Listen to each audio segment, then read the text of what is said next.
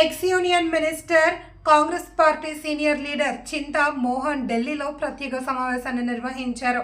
ఈ సమావేశంలో ఎక్కువగా పేద ప్రజలను ఉద్దేశించి మాట్లాడారు. నమస్కారం.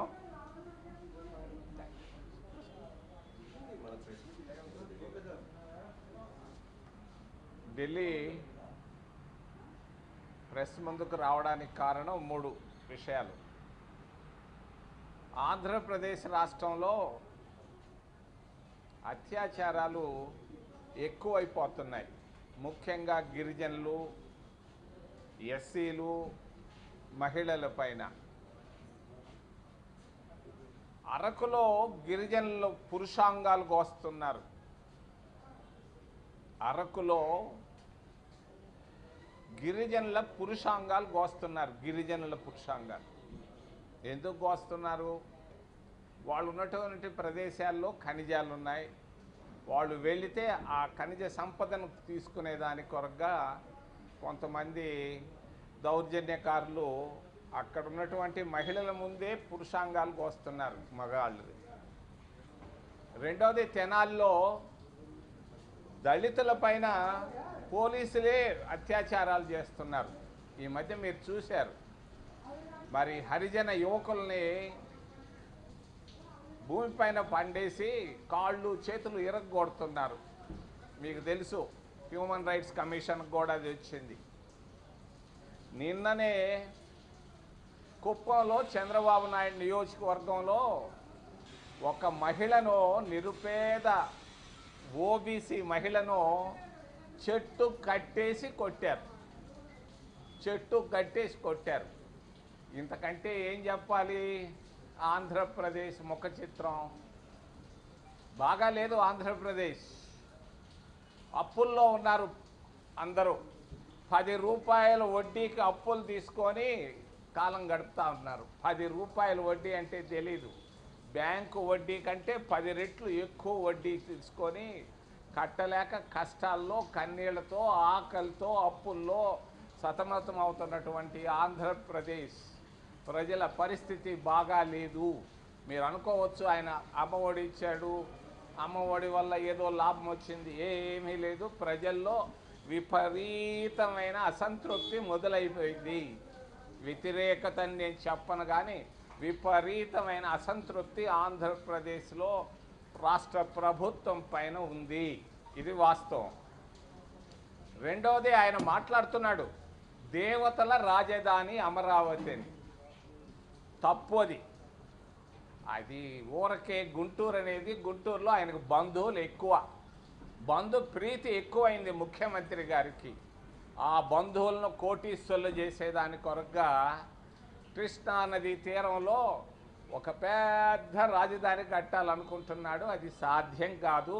26 జిల్లాల్లో దాదాపు 20 జిల్లాల్లో దానిపైన అసంతృప్తి ఉంది, వ్యతిరేకత ఉంది. ఎవరు ఇష్టపడటం లేదు.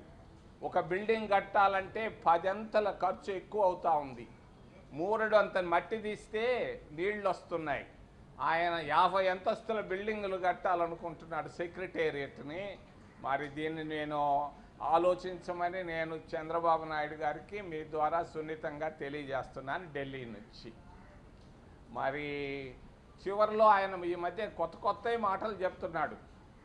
P4 అంటున్నాడు, పేదరికాన్ని తీసేస్తాను మరి రాబోయే 4 సంవత్సరాల్లో. ఆయన సొంత నియోజకవర్గం కుప్పంలో కూటికి లేక ఇబ్బందులు పడుతున్నారు. 3 పూటల్లో ఒక్క పూట కూడా భోంచేయటం లేదు. 30 సంవత్సరాల్లో నీ సొంత నియోజకవర్గం కుప్పంలో చేయలేంది రాబోయే 4 సంవత్సరాల్లో ఆంధ్రప్రదేశ్లో నువ్వు చేయబోయేది ఏందయ్యా? ఆయన ఇంకొక కొత్త మాట తీసుకొని వచ్చాడు, జీరో కరప్షన్. ప్రతి తహసీల్దార్ ఆఫీసులో డబ్బులు తీసుకుంటున్నారు, ప్రతి పోలీస్ స్టేషన్లో డబ్బులు తీసుకుంటున్నారు.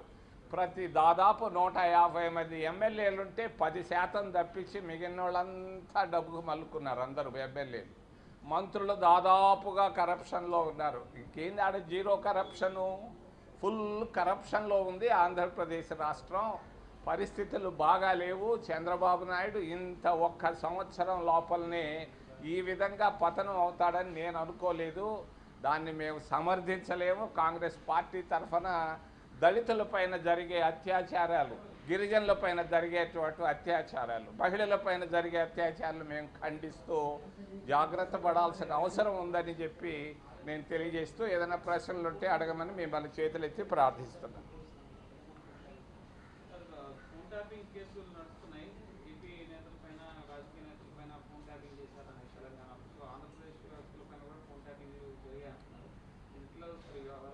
ఇది సహజంగా జరుగుతుంటుందా?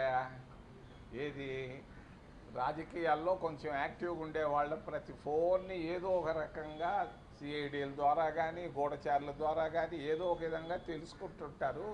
ఇది సహజ పరిణామం, చాలా సంవత్సరాలుగా జరుగుతూ ఉంది. ఇదేమి నేనేం కొత్తగా అనుకోవటం లేదు. దీనిపైన ఏదో కేసులు పెట్టుకోవచ్చు, రావచ్చు, పోవచ్చు, కానీ ఇది పెద్ద కొత్త విషయం ఏం కాదు, జరుగుతూ ఉంది. కరెక్ట్గా తప్పే, చట్టానికి వ్యతిరేకం, దాన్ని ఖండిస్తున్నా.